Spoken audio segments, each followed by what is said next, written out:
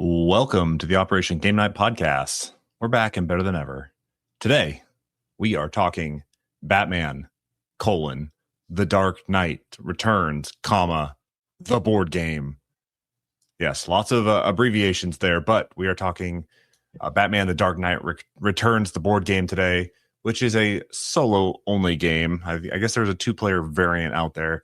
I have not played it, but it is a solo-only game about The Dark Knight Returns. If you're familiar with the comic book, it basically follows that same story arc, but you play as the man, the myth, the legend himself, Batman. But before we get to that, let me introduce my co-host, the Robin to my Batman, Clayton Gable. How you doing, Clay? I'm doing great. It's an honor to be your Robin. I was getting a little worried. I was like, man, he's just going to start talking. He didn't even intro me. I got you. But I should trust my Batman a little bit better than that. You're not going to leave me hanging here. Never. Yeah, I know nothing about this game at all. This is, as the professionals we are, we decided to cover this 10 minutes ago. So yeah, I didn't have time to look it up, and it did not ring any bells in my head. I like Batman. But yeah, this game is all new to me. So tell me about it. If you had to pick one of the Robins to be, which Robin would you be? I guess I don't like Batman that much. I don't think I've seen a single Batman that had a Robin in it. I've seen The Dark Knight. Okay. And was there a second Dark Knight? Yes. I probably watched the ones with I watched The Dark Knight, and if there was one that followed after that, I watched that too. Okay, so we're talking Batman movies. Have you seen the George Clooney ones? No. Okay. Have you seen Val Kilmer? No. Okay. Have you seen Ben Affleck? No. Robert Pattinson? I might have seen Ben Affleck part of the movie. Okay. All good. Not important to this game at all. The guy is it Christian something? Christian Bale. Christian Bale is my Batman. Okay. And yeah, so I guess I'm not a huge Batman fan. I have seen the one movie. I don't know Robin, but here we go. Not familiar with any of the comic books? Absolutely not. Okay, well, I'm not going to get too big into the story here in case somebody wants to experience this game for the first time, because this game, you basically play through the story of The Dark Knight Returns, which is a story arc by Frank Miller, widely viewed as one of the best, certainly a standout of Batman storylines out there and run of comics. In this one, Batman has either retired or possibly dead. But you know that Bruce Wayne is alive. So you know that Batman is still out there. And he comes out of his quasi-retirement to save Gotham once again. He is joined by his Robin in this story arc, Carrie Kelly, in my personal opinion, one of the worst Robins out there. But this story arc is pretty awesome. He comes out of retirement. He's a little beat up. He's a little worse for the wear. He's got years of fighting under his belt, but he's coming back to save Gotham. And that's what you're doing in this game. It is a narrative survival, tactical combat, and resource management type game. It has excellent dice, to include Batarang dice, which are essentially a D4. They're super nice because they are like a D6, but on two of the sides, there are these little wings that pop out and prevent it from rolling on that side. So it's essentially a D4 that looks like a Batarang. I'm going to find a picture of them later. Yeah, you need to. I'm kind of controlling and briefing at the same time, but yeah, they're great. And they have words on them like pow or block or wham or whatever. Love that. Very comic booky. Basically, it's 4 interconnected missions that act as kind of a campaign type game. And the objective is to survive escalating threats and defeat each book's boss. First book is figuring out who Two-Face is and stopping Two-Face. He's the big bad on the board. And what you're looking at when you look down the board is a big map of Gotham that is broken up into sectors and districts. And it's kind of color coded, and there's a bunch of little circles all over the map. Let me see if I can pull up a picture here. Looks like this for those that are watching on YouTube. It's giving me Unmatched vibes. Okay, yeah. Movement kind of works like Unmatched. And each of these little circles represents a different location that's seen in the comic books. And then way up here at the top is, Wayne Manor, kind of in the outskirts of the city. Batman can travel on these like secret passageways to get back to the Batcave. And basically you're running through Gotham trying to thwart threats, which is very difficult to say. But it kind of gives me a little bit of like pandemic vibes. You are running around, you and controlling your allies. First one is Commissioner Gordon. You get more later on. And you're kind of running around trying to find these clues that have been placed out in these different circles with you and your allies.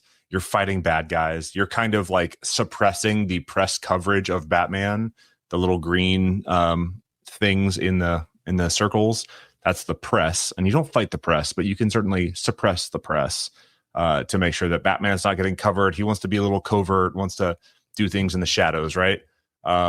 So you're kind of moving these characters around. You're encountering mutants, which is kind of unique to this storyline. Typically it'd be like your thugs or whatever. And each of these different factions, being the cops, the mutants, and the press, are altering your movement. They're creating encounters that you have to deal with.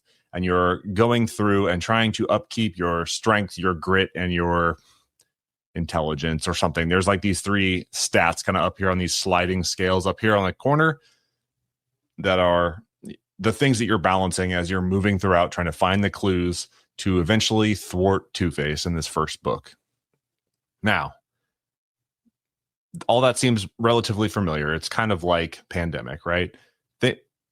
The scenario changes. The enemies are moving around. They're always like on the hunt for Batman, and you have to deal with that. Now, in this game, the way that they switch it up from book to book, from turn to turn, is that you're flipping these events over that are changing the way that the game plays. You are encountering these goals that will pop up that you are trying to achieve to earn rewards. And then eventually you're trying to find enough tokens, like these little clue tokens, to eventually identify Two-Face and then fight the big bad at the very end. What do you got so far? Curious? Sounds good? I am very curious. It sounds good to me. It sounds pretty straightforward from the high level that you've got me at here. Yeah. It does say it's a 3.11, which leads me to be a little nervous about getting too excited about it. But so what's your turns look like? Solo games are usually a mystery to me in how you actually go about engaging with them. So what are you actually doing here? I wanted to pull up a copy of like the turn order card because it lays it out beautifully. Really, let me see. Your turn structure is the event phase, the movement, ally activation, and then you resolve combat. Then the enemy escalates and gets put back on the map. Okay. So the event phase, you're flipping over an event card that will tell you what this turn is going to look like. It introduces the new threats and the story elements. Things get fleshed out a little bit. And these event cards are always randomized every time you play it. If I were to go back and revisit book 1, it would not play the exact same as my previous plays, because these specific events that get added in are all kind of randomized, but you have like a little symbol on the bottom of the cards that are specifically for book 1. And so I have a big collection of maybe 15 to 25 cards that I shuffle all together, and then a couple of them get drawn out. So they're kind of changes up the replayability a little bit. Then you're moving Batman across Gotham. You're freeing up districts. You're, moving closer to tokens that you need to find. You're using these bridges and established pathways, or you're creating new pathways. This game comes with a little Sharpie marker, not a Sharpie, but a dry erase marker, and you can create new pathways that help movement around the city get easier as you go along, and all those carry over between games. Then you've got ally activation. You got Commissioner Gordon with you the first time. He's going out and helping you combat these threats that are popping up throughout the city. Then you resolve your combat, which is a bunch of dice rolls, right? You get some bad guy dice rolls that say bam, wow, pow, block, miss, whatever it is. Then Batman rolls his dice for combat, And you can see right here, I'm going to zoom in on this because I think it's excellent. These are the Batarang dice. If you can see those, they have two little wings on either side. They say bam, pow, and whatever, empty space on the other side. I think those are excellent. I think it's a nice touch. And then Travis, the enemies, yeah. What's the difference between bam and pow? I think they are the same. Okay. Bam, pow means contact, right? Okay. And then some of them are empty. Yes, that's a good point. Thank you. But the enemies have dice. The cops have dice. The press do not have dice. And then Batman has some specialty dice. Actually, the press do have dice. But then all of that is going on. That's kind of your turn order. And then you progress through the different levels, through the different escalations until you either run out of health, grit, or stamina, or the doomsday clock reaches midnight, which is kind of another aspect of the comic books that I'm not really going to get into, but you've got a doomsday clock and there's certain things that advance it, like events. And then, or you find the bad guy, you fight the big bad guy, and you win, and you move on to the next book. It all in all, I don't think it's a 3.1 difficulty. I don't really think it's that difficult. And they do provide some really nice resources for you to keep up with the flow of the turn. And there are some fiddly things. You have to put out the little tokens every turn and kind of do a little bit of map management, but it's a solo game. It's really not all that difficult. The minis are super nice. The sculpts on the deluxe version, right? Your boy loves Batman. Your boy's going to go deluxe if there's a Batman board game. The sculpts are excellent. It even has like a little bat sculpt, and it's got like the invisible kind of stand on the bat, and it looks like it's flying. The Batman one's great. James Gordon, formerly, looks great. So, yeah, I really enjoyed this one. I only played the first one. This is kind of like very early impressions. Only played through book one, but I think it's really fun. It's like a solo pandemic that's Batman themed, and I really like that. A little bit different mechanics, but yeah, I'm happy to go back to this one. Yeah, so you took me through the turn flow. It sounds like admin hell, but what decisions are you actually making in there? I mean, it sounds like some events happen. Those probably are out of your control. Other things activate, probably out of your control. Do you have like a hand of cards you get to play? Are you just deciding where to move and then playing cards? Yeah, so that's kind of the cool thing is like you have these different event fight tokens that like get shuffled together, right? And they create the event deck. And a couple of the fights come out for a fight deck, and a couple of them go to your hand. So they're kind of dual use cards, and you have to decide like, okay, I've turned 3 of them out, and they all say different things. 2 of them are going to go into my hand. 1 of them is going to go into the event deck and be one of the events that I encounter. And you have to kind of make that decision early before the round starts. And then once they are in your hand, then you can use them for special effects. So you are making decisions there. The other thing is you have to balance the threats across the whole map, much like Pandemic, right? But if any of one sector gets overloaded with riots or mutants or, this like escalating threat builds too much in one area, then you're going to lose. And so like moving through the map quickly and efficiently and finding those ideal pathways to get from A to B so that you can thwart that threat is kind of the decisions that you're making on turn to turn. You might end up on spaces that have riots that you have to resolve before you can move. You might end up on spaces that have like both mutant and press threats or the cops or like, multiple things that you have to resolve, and you have to prioritize where you're going to spend your time because that clock is always ticking, not the doomsday clock, but the round timer kind of thing. And so you always have to be like, all right, what is the escalating threat? It's kind of like Marvel United, right? Oh, yeah. You have so many threats on this side of the map. Like I have to get there, but maybe I want to go after the big bad guy, right? It's a very similar type feel of how you're balancing those threats and how you're planning out your turns. Okay. Yeah, no, that sounds kind of interesting.